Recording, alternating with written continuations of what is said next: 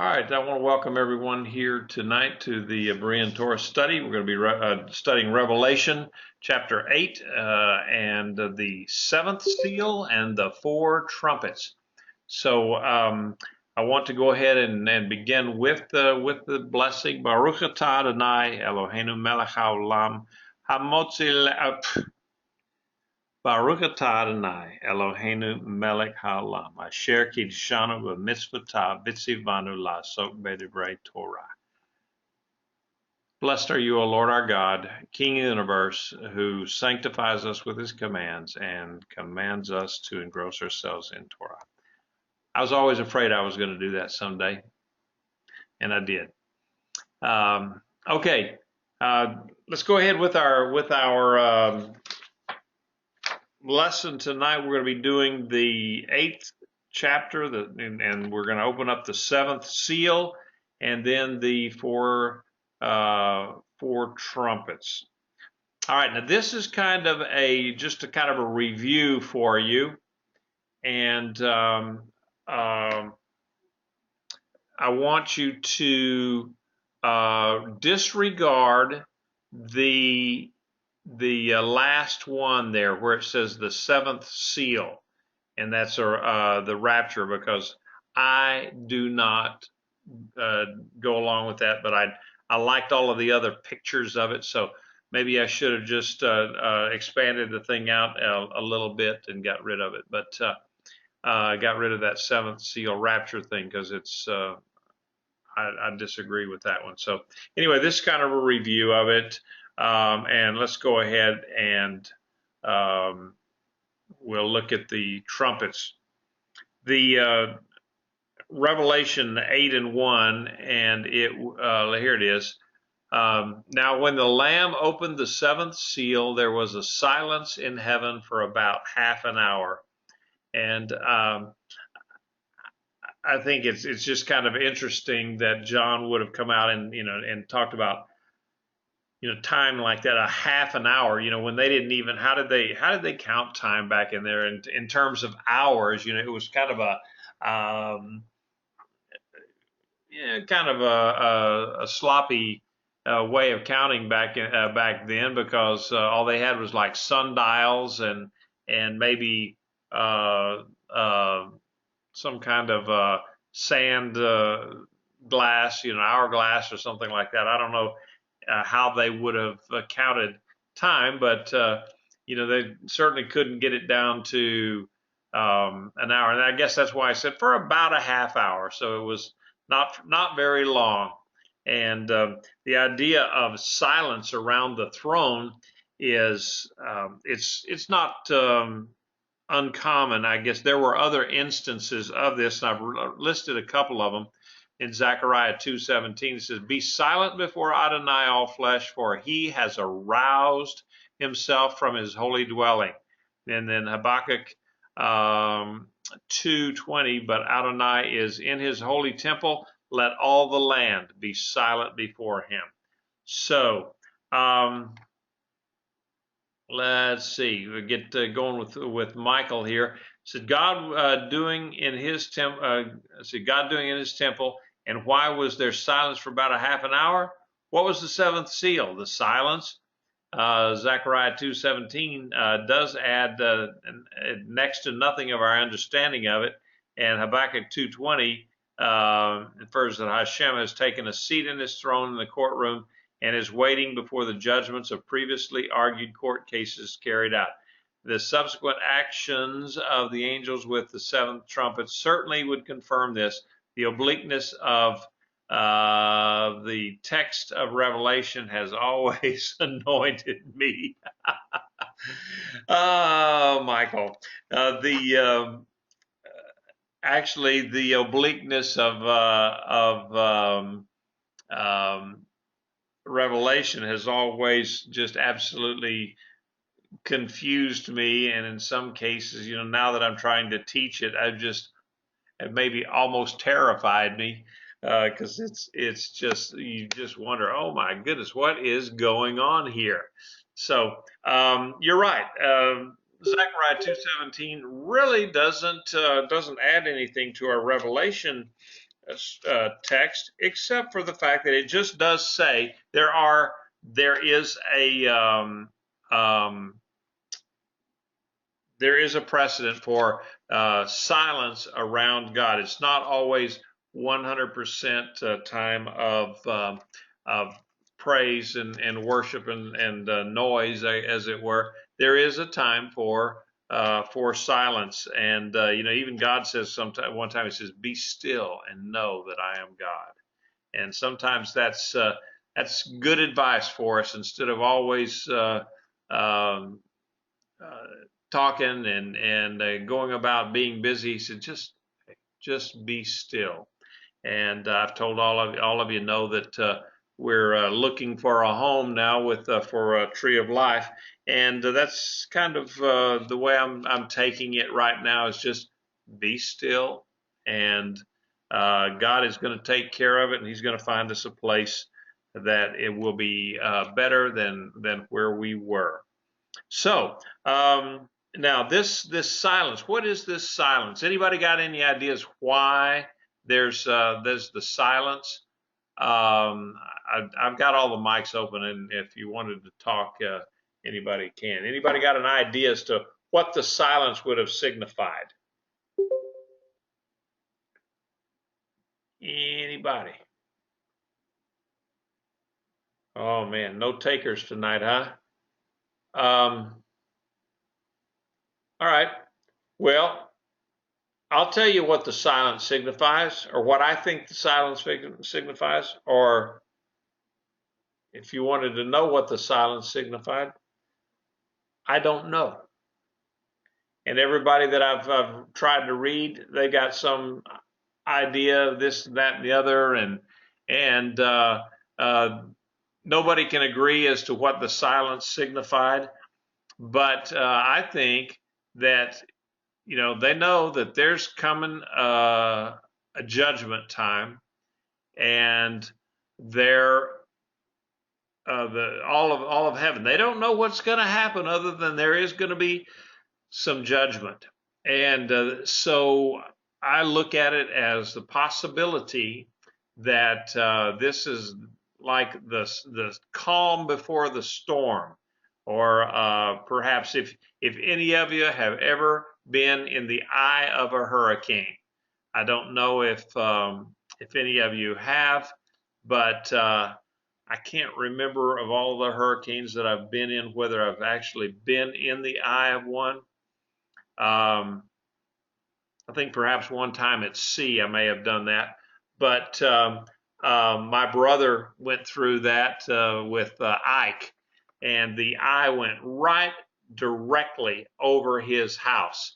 And he said, it was the howling and the wailing of the wind around his house was just so tremendous. It was deafening. He said you couldn't hear anything. It was so deafening, and it was scary.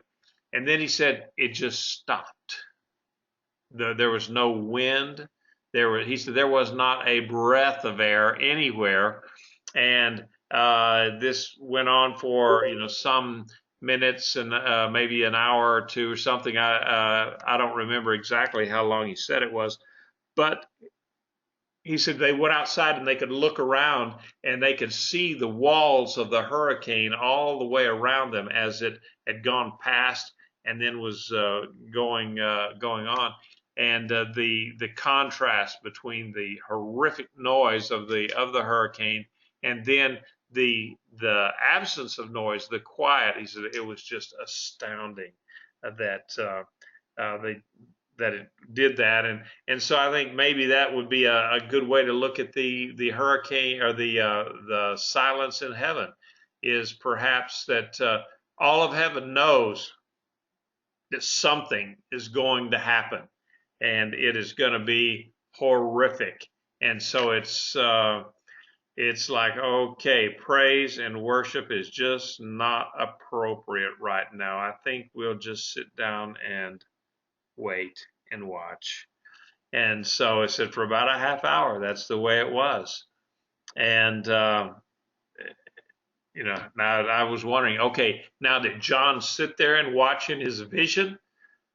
just for an hour, a half an hour? Was he sitting there, or did he just sense that, okay, well, it's a half hour and maybe a half hour or something? I suspect that he was sitting there looking at this vision and trying to discern what it was going on, and it was quiet for that length of time. All right, let's go ahead. In the second verse, it says, "Then I saw 7 angels who stand before God, and 7 trumpets were given to them." Now, Jewish tradition holds that at that time, the tradition at that time told of 7 angels around the throne of God, and this is you see this in the book of Enoch and the book of Tobit, that they talk about these angels. Passages, they were to wait in silence, partly out of respect for being so close to the presence of God, and also waiting to hear his voice. Could very well be. They had been there, as they described the 24 elders, and then the multitude that no one could even count, that they'd been praising God and bowing and they said all of heaven, even the angels were praising God, and then it was just silence. So we really don't know, but it could be just the silence before the storm. So anyway, there were 7 angels according to Jewish tradition at that time. They stood around the throne. They were basically there to do God's bidding, whatever He needed. You'll remember in Daniel where the one of the angels, one of the archangels, was basically wrestling with the powers of the prince of the powers out there in the Middle East, and he was sent. Then Michael was sent to kind of relieve him for a while, so he could come and talk. The angel could come in and talk to Daniel. So there are angels out there, and according to the book of Enoch, these were the names. Uriel, it means God is light, and said that he was set over the world's luminaries and over Sheol, or Hades, or the underworld. And Raphael, that he was set over the spirits of men, and where he was supposed to bind Azazel. Azazel was one of the names for the scapegoat was Azazel, but and then he was supposed to heal the earth. Now, Raguel, the Terrifier, who he chastised the world of men. He was kind of sent out to discipline people. This is according to Jewish tradition. Michael, he was set over the best part of mankind, and he was basically Israel's angel. He's the one that guided over, or guarded over, or watched over Israel. I guess Michael was Israel's guardian angel. Now there's the other one, Sariel, and it means possibly it means God turneth. The idea that God would, in the few times that he said he repented of what he was going to be doing, and so God changed his mind. He was set over the spirits who seduce the spirits to sin. Okay, that's Sariel. Gabriel, he was set over paradise, the serpents, and meaning the serpents. Could that mean like the seraphim and the cherubim? Anyway, I'm reading this summary from the book of Enoch, and Jeremiel is or Ramiel.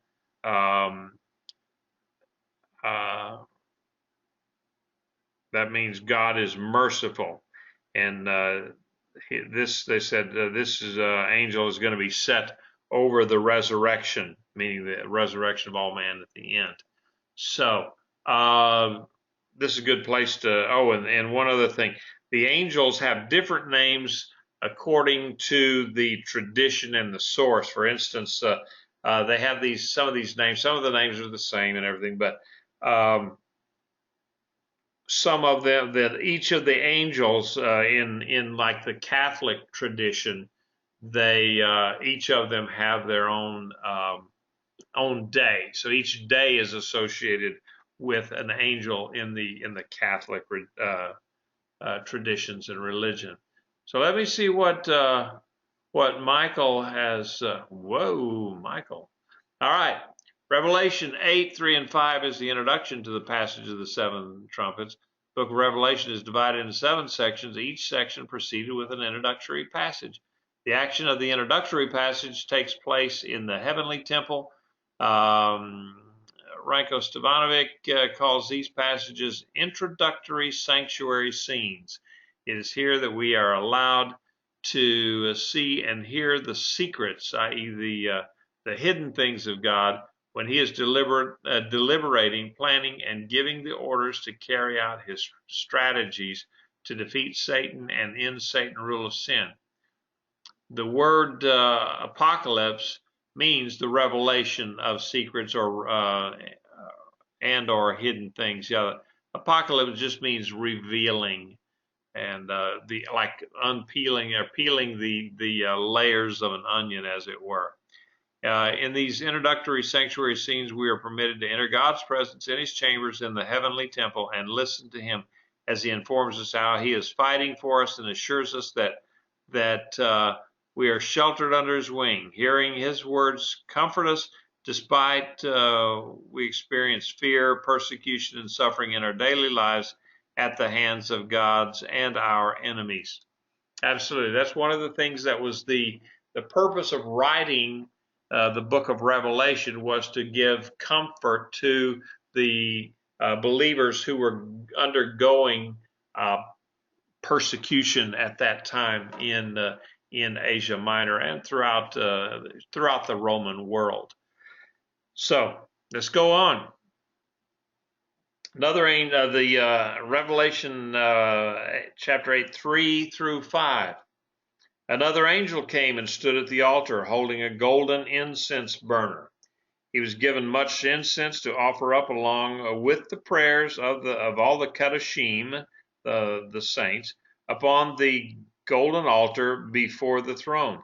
And the smoke of the incense and the prayers of the Kadashim, the saints, rose before God from the angel's hand. Then the angel took the incense burner and filled it with fire from the altar and threw it to the earth. And there were clashes of thunder and rumblings and flashings of lightning and earthquakes. All right. Now, this I got this nice picture of an angel there lighting burning the incense, and he's got his little censer there with him, and I have no idea how that robe fits around those wings, though. But anyway, I thought that was kind of a cool little picture. So what do we have here? The incense. It symbolizes the prayers of God's people. Now, we see that in Psalms 141 and 2. It says, "May my prayer be set before you like incense, and may the lifting of my hands be like that of the evening sacrifice." Now, you remember when we were studying, the tabernacle was one of the lessons that we did on that.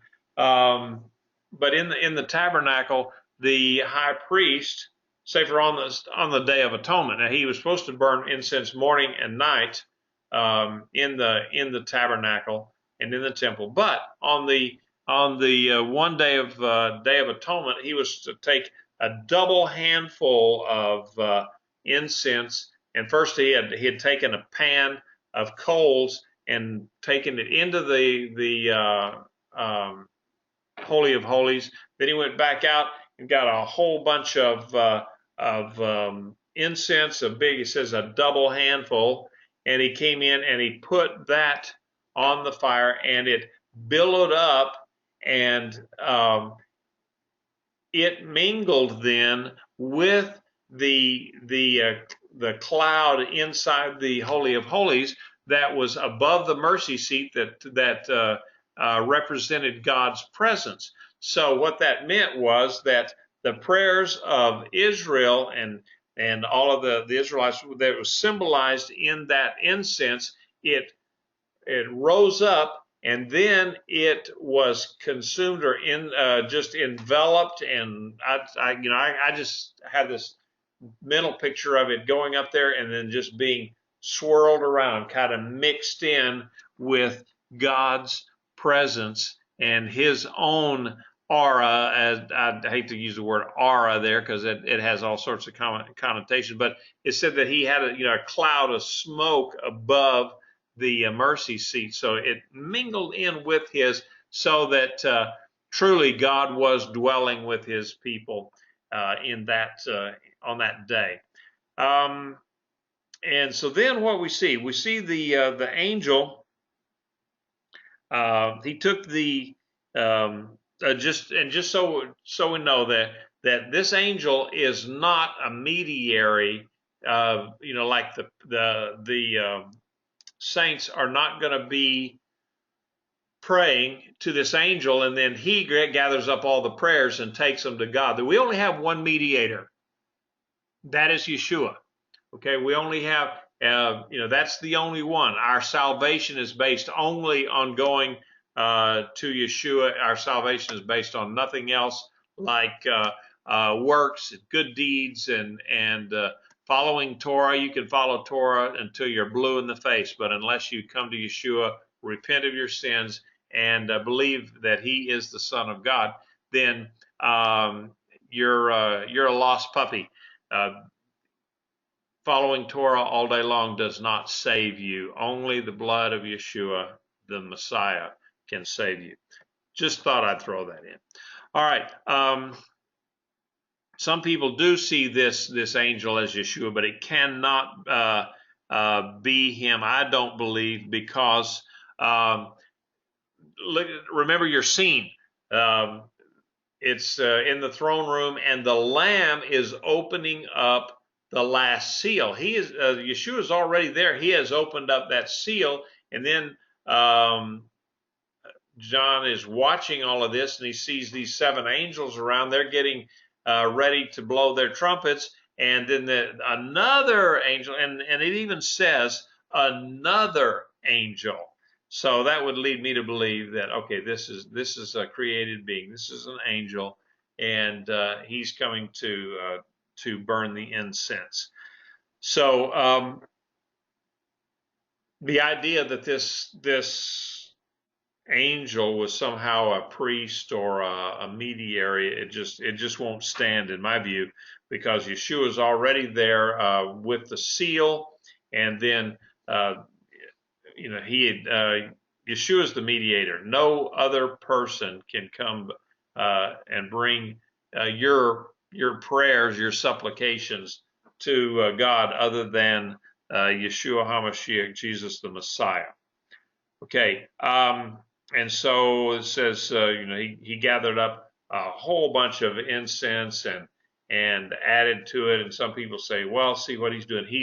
He is making the prayers more efficacious and so forth. No, it's not. That's not right. He was just, says he added more incense to it because maybe there were a whole lot more prayers from, say, the tribulation saints, and possibly from all the saints of the ages, the believers from the ages that are finally going to get recompense. They're going to get revenge, or at least get justice for the atrocities for which they had suffered. Okay, let's stop here before we go on to verse 5. Any comments or anything like that before we get going on that? Because I want to finish off verse 5. All right.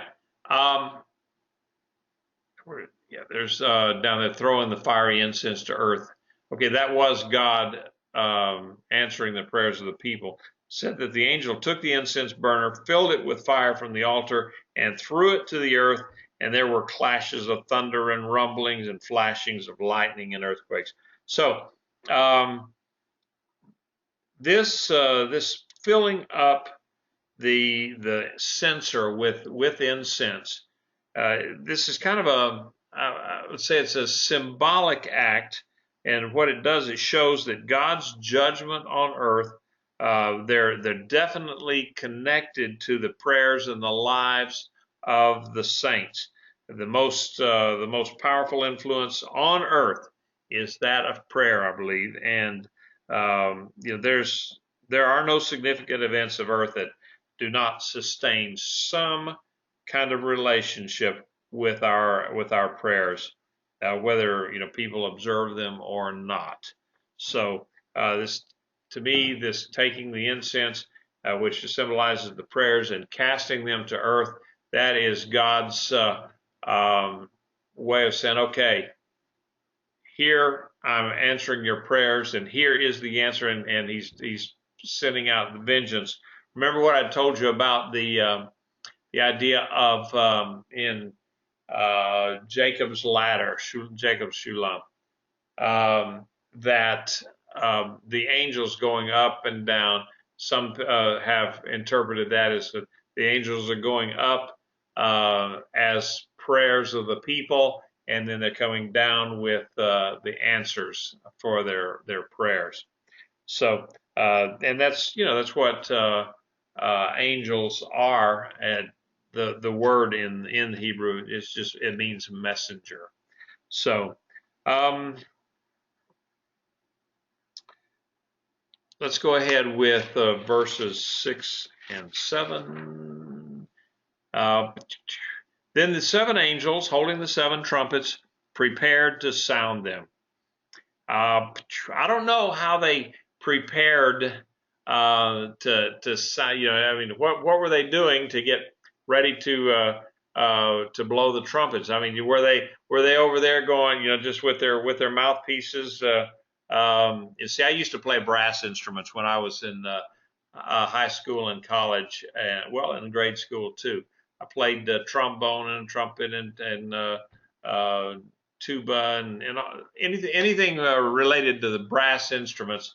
I played at one time or another, and so we'd take the mouthpiece out, and a lot of times, especially if it was cold and we were going to be playing in a parade or something, you'd hold that up there and you'd blow through the thing, keeping it warm, and maybe you would play a little tune on the mouthpiece, something like that. And so you wonder sometimes, okay, what were these angels doing? Preparing to blow the shofars, or preparing to sound the trumpets? It's just kind of a whimsical question that I have, but sometimes they're kind of whimsical, I guess. Michael said the action of the angel throwing down the censer to the earth is very meaningful. To see this hidden action where God answers the prayers of the saints for deliverance from the troubles they are suffering shows that God reveals he has not abandoned us and is always with us. Okay, Kathy asked, were these trumpets or shofars? I don't know. Because some of the translations call them shofars, some of them call them trumpets, and one of the commentators that I was reading on this thing, he calls them shofar trumpets. And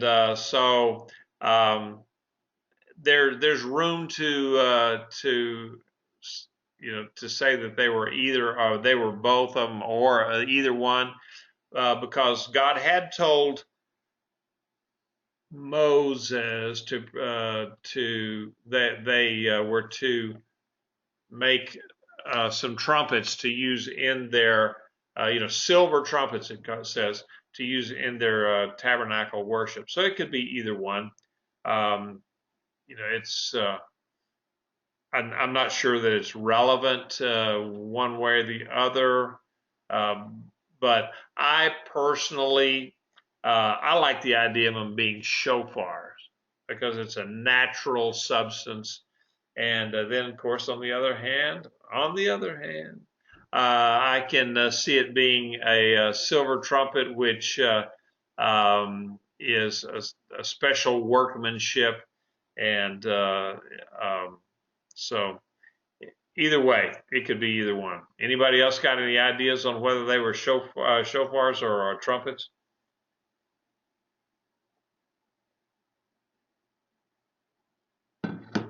Okay, no guesses, huh? All right. Then the seven angels holding up the seventh trumpet prepared to sound them. The first trumpeted, and there was hail and fire mixed with blood, and they were thrown upon the earth. A third of the earth burned up, and a third of the trees burned up, and all the green grass burned up. Now, so 1/3. First of all, these events are not necessarily sequential. All right. So I know some people try to take them and say, okay, well, there was fire with blood and hail and so forth, and then that stopped, and then there was the mountain that hit the sea and destroyed 1/3 of the sea and all the 1/3 of the creatures in the sea and 1/3 of the ships, and then that stopped, and then there was and on and on and on. I'm not sure that they were all sequential. I can see a scenario where this would be kind of an ongoing thing until the end of the tribulation.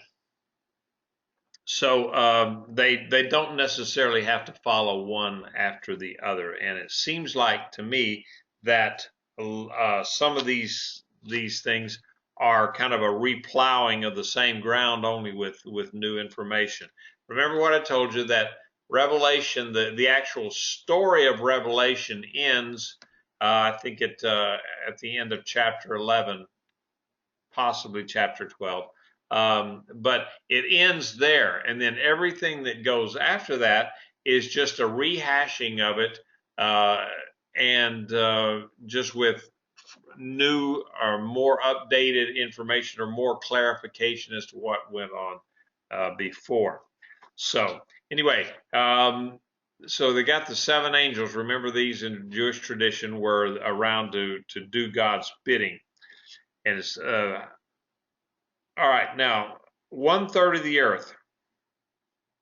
How do you get 1/3 of the earth? And had you ever thought of the idea that this 1/3 of the earth that was burned up, destroyed, whatever, pummeled with hail, that 1/3 of it, could you look at that as God's mercy? Now, how can anybody look at that as God's mercy? Just let me ask the question with that. Anybody got an answer as to why a third of the earth being, just pounded into smithereens could be God's mercy? Any ideas?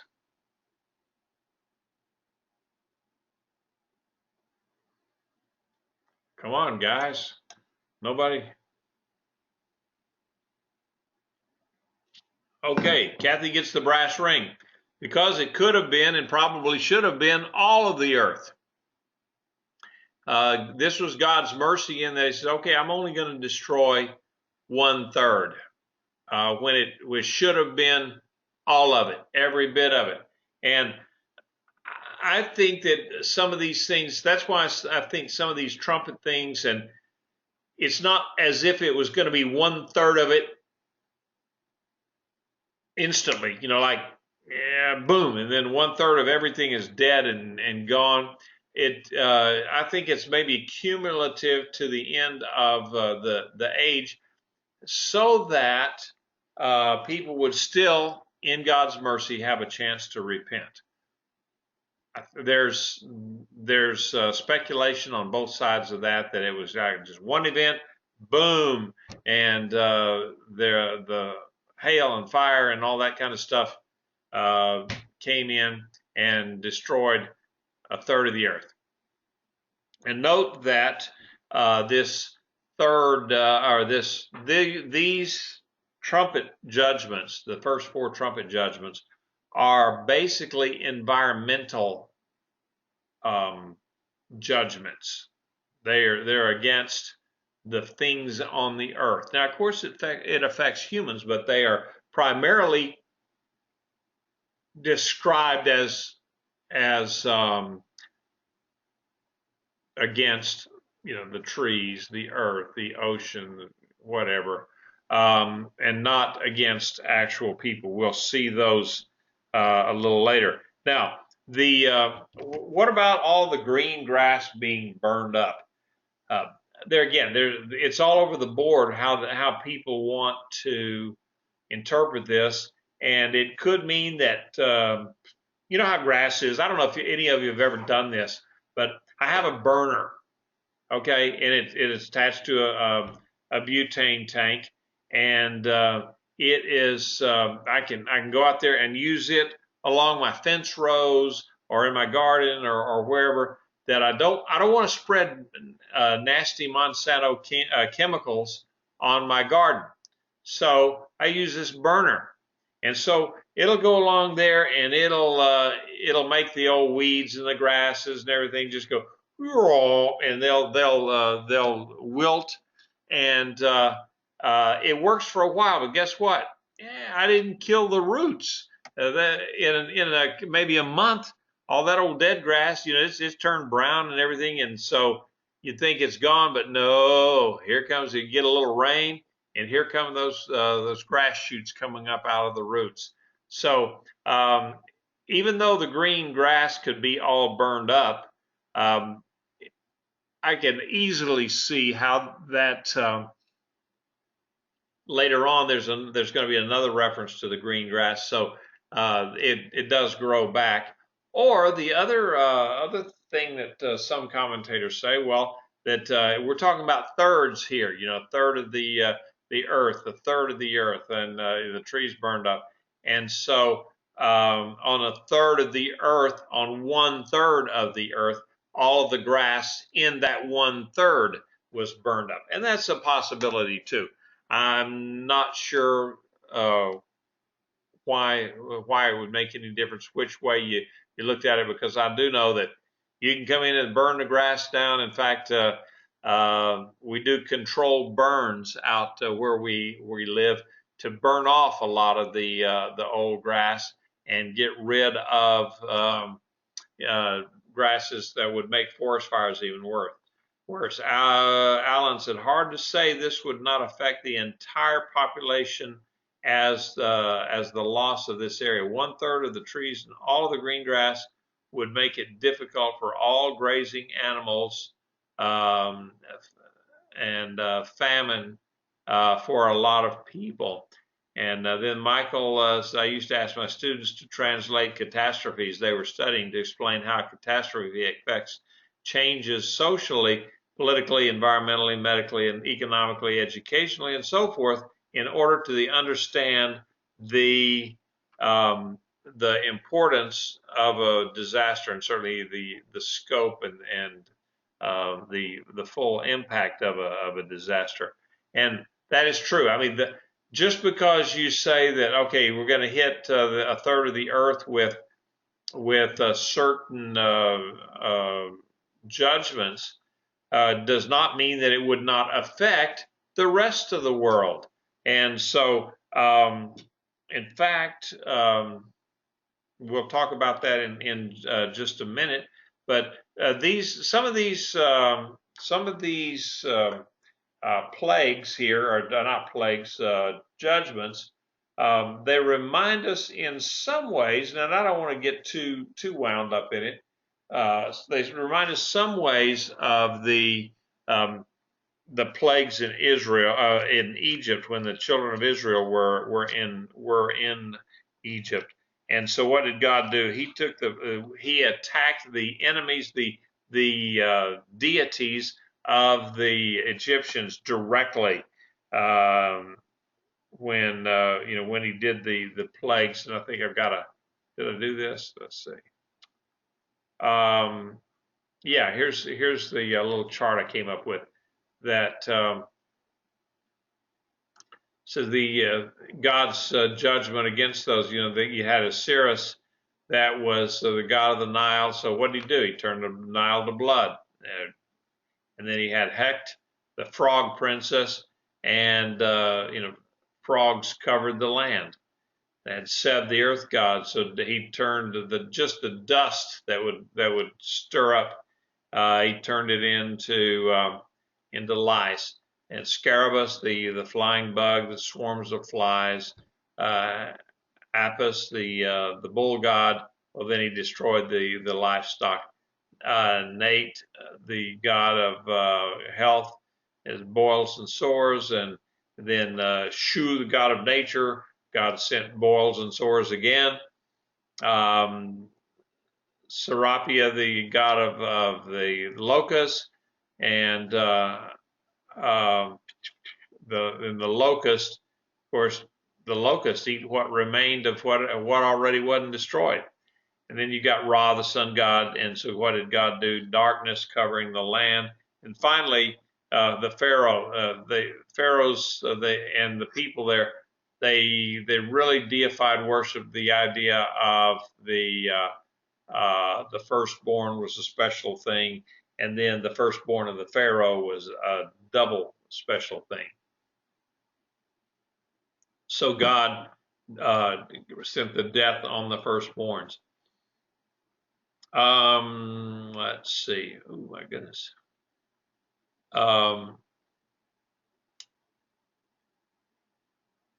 And Michael says, it's about time that we find evidence in Revelation of the plagues of Egypt and Israel's exodus from Egypt. I'm seeing more and more hints of a theme in decreation of the earth.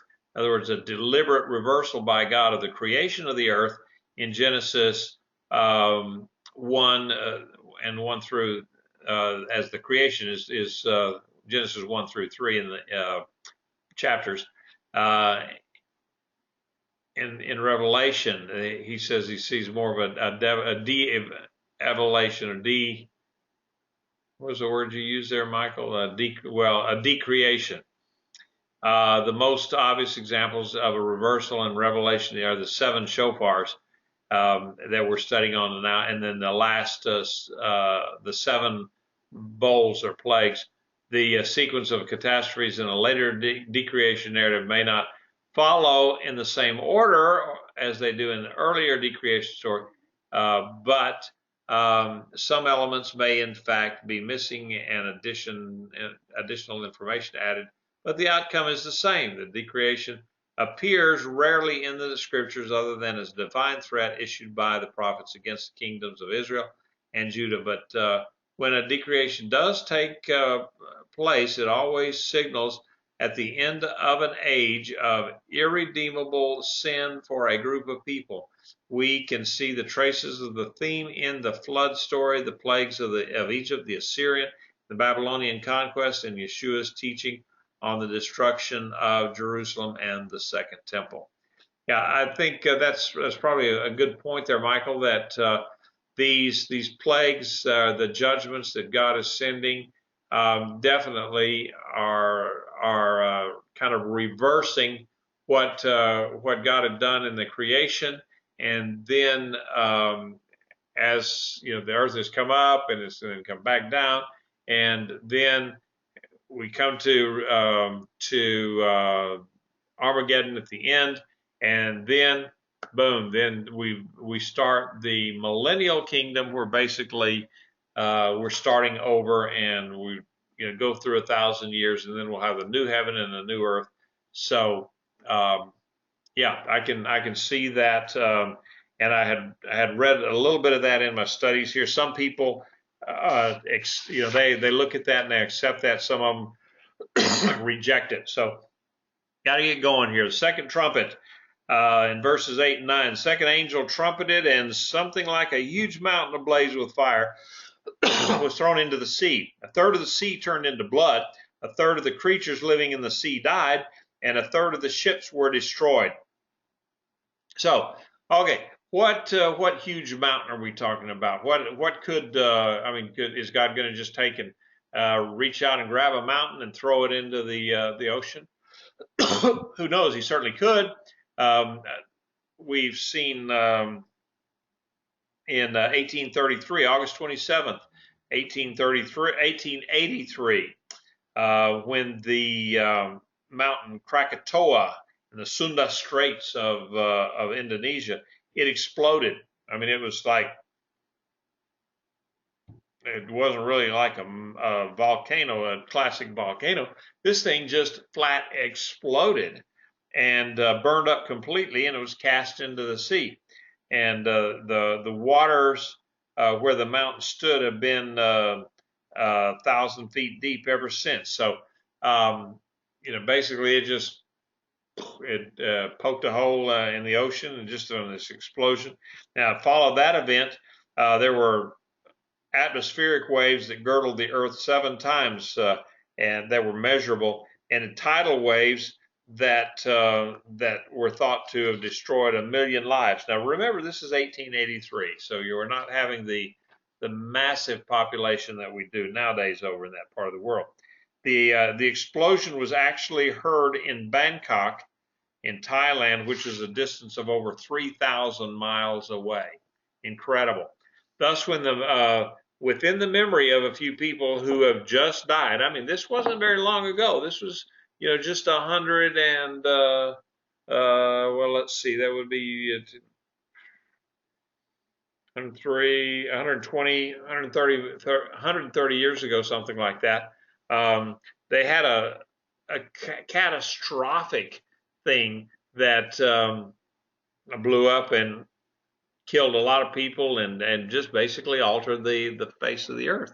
So yeah, that was a natural occurrence, and we could still see those. We will still see those kind of things in the tribulation. Okay, now does the sea actually turn to blood, or is this? Are we allowed to look at this as a rhetorical or an allegorical figure of speech, like some of the other language in Revelation, that we know it's apocalyptic in its nature, and so if it is like that, for instance, when we talked about John, he said, and he saw into the throne room, and he didn't go into the throne room. He just saw it. He was allowed to see this vision in the throne room. And some people say, oh well, that's when God says, come on up here, and that was the rapture of the church. Well, no, it wasn't. And then, because you saw that chart that I got there, somebody else had the idea that, no, it was the 7th trumpet. When the 7th trumpet sounded, that's the rapture of the church. No, it isn't. So anyway, does it turn to blood, or is it just a red color? Or it's kind of like those blood moons. Okay, some of you saw actual red moons. I never did. I mean, shoot, I looked at the moons on these things, and all I could see was the moon. I couldn't see even a hint of pink, much less a blood moon. So, and even if they did turn kind of reddish looking, it wasn't blood. Sometimes if you live on the Gulf Coast over around Panhandle of Florida and Alabama, they have a deal called a red tide, and that is not the Alabama football team. That's it's a natural phenomenon where algae blooms, and it's kind of a reddish color, and it eats up all the oxygen in the water, and it kills a bunch of fish, and it is nasty because the ocean. I mean, even out in the ocean, the waters, the bay, and Mobile Bay, and some other places around there, it stinks because of all the fish that die. So that's kind of a natural occurrence. Anybody want to venture a guess on the idea of the red? Of the blood being, or the water being blood, or is it blood, or is it just red, or is that allegory? What do you think? Anybody want to go out there? And I promise not to jump on you and embarrass you on that, because I've already told you what I think that it could possibly be. Is probably is a an allegorical thing rather than a literal in this regard. But at the same time, a lot of fish and stuff die, so there's got to be something there too. Okay, nothing. Come on, guys. All right. Said that everything in the 1/3 of everything in the sea dies. So I can see that you take a big old mountain and throw it into the ocean, and 1/3 of the ocean somehow gets stirred up to where maybe there is a big algae bloom or whatever, and then 1/3 of the ocean dies. Everything in the ocean dies. That that would be. We're approaching on the idea of supernatural in these cases, where some things could be explained away as natural disasters. This becomes a little bit more of a natural. If this is a natural disaster, it's a natural disaster on steroids. So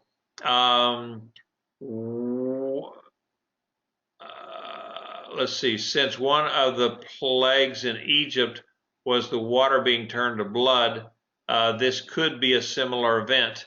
Yeah, if the and then you would have to believe that the the water was actually turned to blood, which I'm perfectly perfectly satisfied that, yeah, God turned it to blood for a little while, and then the water came through and washed it out. Okay, let's see if I can do this here. I'm not real sure I know how.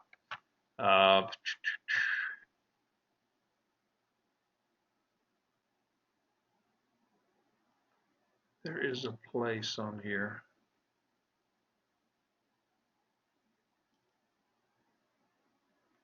Pete had asked me if I could make him a presenter for a minute, and I'm not real sure I know how to do that.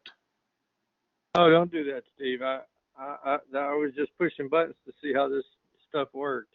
Oh, okay. Yeah, there is a way to. Oh, okay. Yeah, here it is. Here it is. It's on the screen that that says, yeah, I can make anybody a presenter if they had something that they wanted to share on that. But you're actually on the telephone now with us, Pete, so that I've never had anybody actually say anything when they're on the telephone. So, did you have something, or you said you were just playing with the buttons? Yeah, just playing with the buttons. I've got your slide on the screen, but I'm on the phone. Okay, great. So Alan Sumi says a large red tide is not inconceivable, and it would kill most of the life in the water column, and may be an outcome of a giant volcano and all the dust it would place in the atmosphere. Very much so. Just so everybody knows, Alan was in charge of some of our biggest environmental organizations within the U.S. Coast Guard for a while. Weren't you in charge of the ice patrol stuff Alan, was that you or is that somebody else that I was thinking about? No, I had that and was also chief ice operations at all the marine sciences programs of the Coast Guard. Yeah. Okay. So Alan is an expert on that ocean science and all that kind of stuff. So yeah, when he says it can happen, you know, you can take it to the bank. I'm sure it could, and that would be a way that it could actually happen. One thing that I was going to bring out here, we got 1/3 of the ocean-going vessels were destroyed. Well, I looked it up, and right now, as of this year, just a couple of months ago, there were about 51,400 registered merchant marine or merchant ships that are plying the ocean today. So 1/3 of that would be 17, just over 17,000 ships destroyed. That is a lot of commerce. And there again, that's where you would see the devastation from this. All of a sudden 1/3 of the ocean-going commerce would be destroyed. That would disrupt a lot of business and industry. So, all right, let's continue on. The third angel trumpeted, and a great star fell from the heavens, burning like a torch. It fell on the third of the rivers and on the springs of water. Now the name of the star is Wormwood, and the third of the waters became wormwood, and many people died from the waters that were made bitter. Okay, now before the second trumpet, that was something against the salt water of the earth, and now this one is against the fresh water of the earth. Michael has a comment. It says the second trumpet shofar predicts an environmental disaster that effectively kills off life in the oceans. That bankrupts commercial fishing, and leads to shortages in food globally.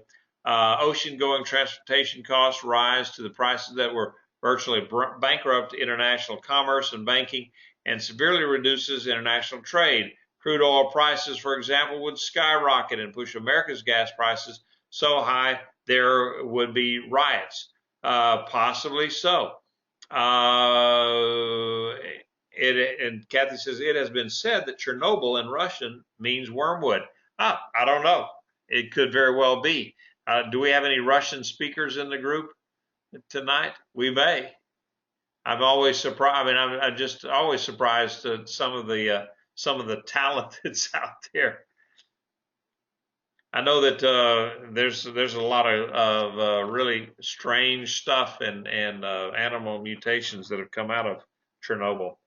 Okay, so this imagery of a meteor or something falling to Earth and it hits the fresh water, and this idea of the star, they call it wormwood. The idea of a star falling to Earth and causing a catastrophe, it's common within apocalyptic literature, and also common within mythological literature also, and even to the naming of the star or whatever. But this one says wormwood. Well, wormwood evidently is a wood that is known for its absolute bitterness. And it says many people died from the waters that were made bitter. So this now affects people's drinking water. The other was the salt water, which they could not drink. This affects their drinking water. So that's again where basically how 1/3 of the population could die. And another reason why I think that this kind of is a progression of things rather than just a one-time event, because it sets something in motion that then has consequences such as then famines and riots and so forth that will kill off 1/3 of the people. Then let's go ahead because we're over time. The fourth, okay, the fourth trumpet. The fourth angel trumpeted, and 1/3 of the sun, and 1/3 of the moon, and 1/3 of the stars were struck, so that 1/3 of them were darkened.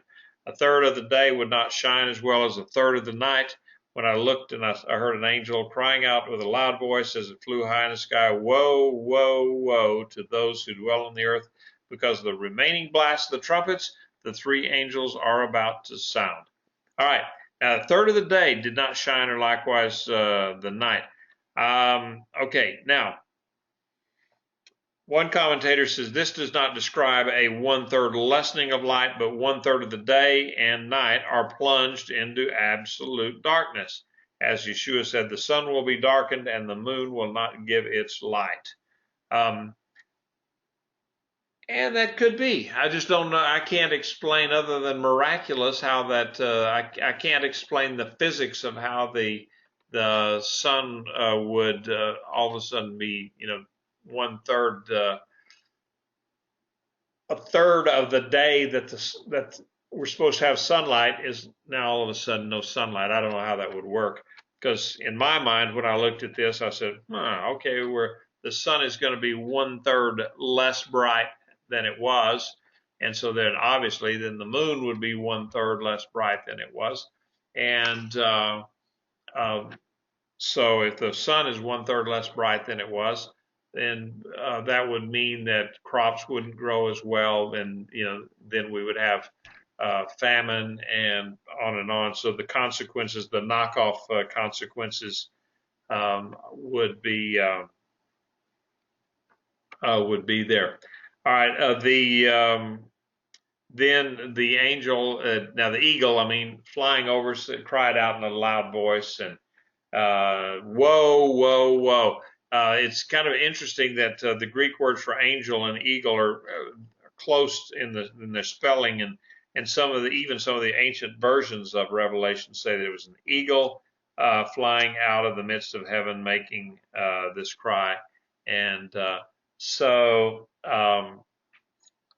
anyway, that is the end of the chapter. Now, these four trumpets, they reveal the severity of God, and he attacks all the ordinary means of subsistence, such as food, water. He attacks all the ordinary means of comfort and knowledge, such as light and regular rhythm of days.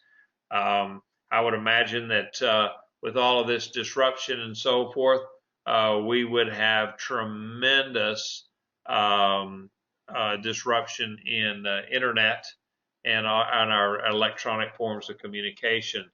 Michael said wormwood, according to Stevanovic, is not poisonous. Wormwood in the Tanakh was a symbol for the divine punishment for apostasy, as well as for suffering and sorrow. I don't know I don't know about that, whether it's poisonous or not. I just know that in the Bible it said that many people would die from drinking the water. So, is it actually wormwood, or was he using a term that John knew and that his people would know as far as being bitter? And that's a possibility too. Man they've come to know the aspects of the created order, and they're basically, men have just gotten away from it. They're impersonal, that we have separated ourselves away from the created order of things. And so, and in many cases, man has gotten to the point where they can control a lot of the environmental things that ancient man had to deal with. For instance, we can go into our homes and it's nice and cool. We control the environment in our homes, and I suspect that during these trumpet woes that it's going to be mighty hot in the South. Because we won't have the electricity and the ability to keep ourselves cool. So these things, we're looking at the first four trumpets. They were environmental in nature, but with certain knock-on effects for the rest of mankind. We'll look at the last three. which are going to be a direct shot at humankind. So, all right. Any questions or comments regarding what we looked at tonight, or something that you want me to look up in the event that in the very likely event that I don't know, because it's revelation, folks. Any comments, questions? I have two comments, Steve. This is Pete. Yeah. The fourth trumpet, when you lose the sun for a third of the day, you're going to lose a tremendous amount of radiant heat. So the temperature is going to drop significantly, and a great portion of the earth is going to be frozen out. You're looking at a significant ice age, and even down near the tropics, the temperature is going to be low enough where you won't be able to grow crops anyway. Absolutely. Yeah.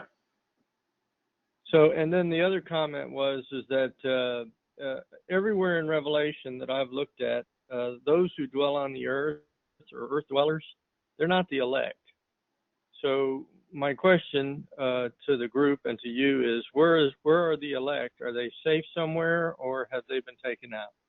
Well, it's my understanding that the elect may still be on the earth, but they are in a protected status because back,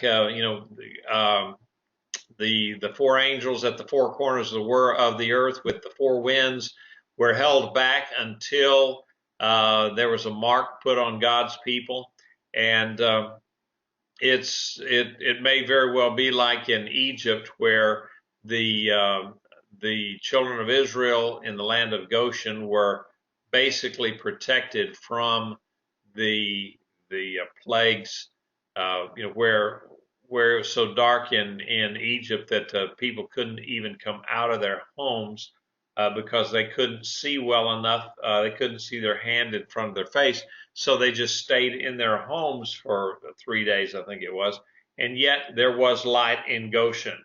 Now, how did God do that? I mean, it's just like, okay, well, there's no light, it's complete darkness in Houston, but the sun is shining in Dallas. So how would God do that? I mean, how did it happen? It's miraculous. I don't know, but I do believe that the catching away of the saints and so forth will not be until the end of the tribulation. I do not believe in a pre-tribulation rapture where all the saints are going to be out, and then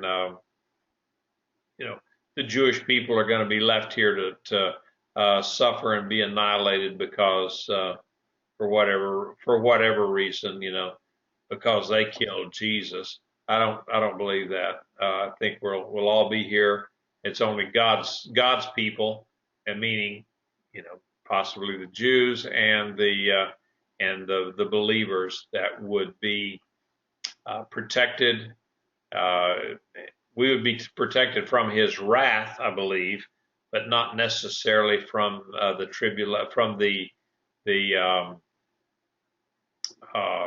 persecution is the word I'm trying to think of. The persecution of the godless individuals and the neighbors who are not believers, the people who are not believers in the earth. That's the Cliff Notes version. Well, that's my understanding as well. I appreciate your perspective on that. I've gone back and forth as to where the elect are, and I use the Goshen example myself. I think that's probably the best analogy that you can put on it. Yeah. Well, people will point out. They said, well, Noah was not killed in the flood, and I said, yeah, that's right, he wasn't, but he still had to go through the flood. He had to spend a year on a big boat that bounced around like a cork with a whole bunch of stinky animals and no windows in the boat, no real good ventilation. So yeah, you tell me, it might have been easier just to drown. But Noah went through the flood. It's just God brought him through the flood. He was definitely affected by the flood, and we will be affected by the things. When there's famine and when there's bad water and when the sun is not shining well. I don't know how God's going to take care of us, but I believe He will.